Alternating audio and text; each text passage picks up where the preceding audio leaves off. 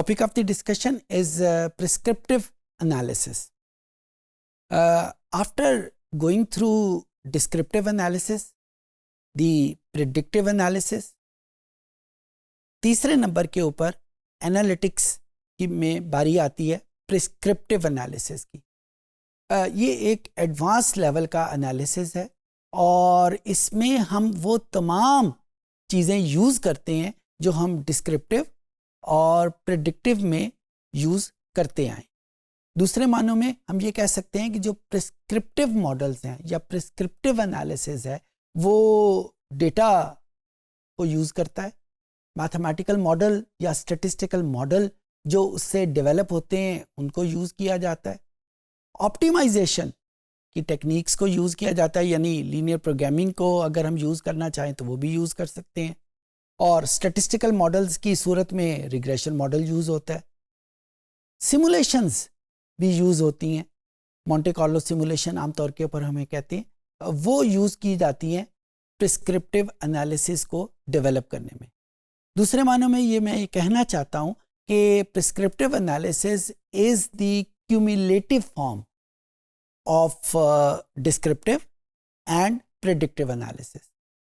It culminates, both descriptive and the predictive analysis culminates into the prescriptive analysis. आसान सी example हम ये ले सकते हैं कि जब हम अल्लाह ना करे कभी बीमार हों, हम डॉक्टर के पास जाते हैं तो डॉक्टर हमसे डेटा लेता है कि आपको क्या हुआ है.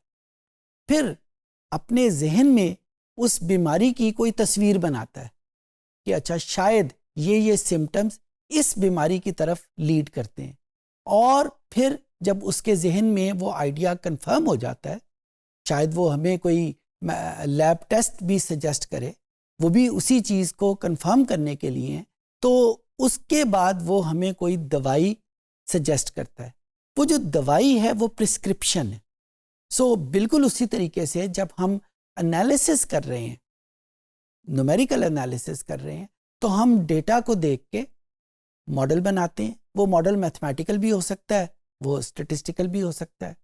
हम मैथमेटिकल मॉडल के बाद ऑप्टिमाइजेशन की तरफ भी जा सकते हैं. हम रिग्रेशन मॉडल की केस में यानी स्टैटिस्टिकल मॉडल के केस में फोरकास्टिंग की तरफ भी जाते हैं. और फिर उसको यूज़ करते हुए हम कोई इलाज उस प्रॉब्लम का सजेस्ट करते हैं, अपने जहन में बनाते हैं. उसको कंफर्म करने के लिए हम लैब टेस्ट करवाते हैं, जिसको न्यूमेरिकल ज़ुबान में सिमुलेशन कहते हैं. हम सिमुलेशन करने के बाद कंफर्म हो जाते हैं कि अच्छा जो हमारे जहन ने तस्वीर बनाई थी, जो मैथमेटिकल मॉडल हमारे जहन में बना था या जो स्टैटिस्टिकल मॉडल हमारे जहन में बना था वो ठीक है, और उसके मुताबिक फिर हम कोई सोल्यूशन सजेस्ट कर देते हैं. इस तरीके से ये जो प्रिस्क्रिप्टिव एनालिसिस है ये एनालिटिक्स की आखिरी निशानी है, आखिरी पिलर के ऊपर ये मौजूद है कि जिसमें हम उस प्रॉब्लम का, जहाँ से हमने एनालिसिस स्टार्ट किया था, एनालिसिस आपको याद होगा हमने डिफाइन किया था कि जब हम किसी प्रॉब्लम के सोल्यूशन की तरफ जाते हैं, हम किसी प्रॉब्लम की रीज़न को फाइंड आउट करना चाहते हैं, उसका नाम, उस एक्टिविटी का नाम हमने एनालिसिस रखा था.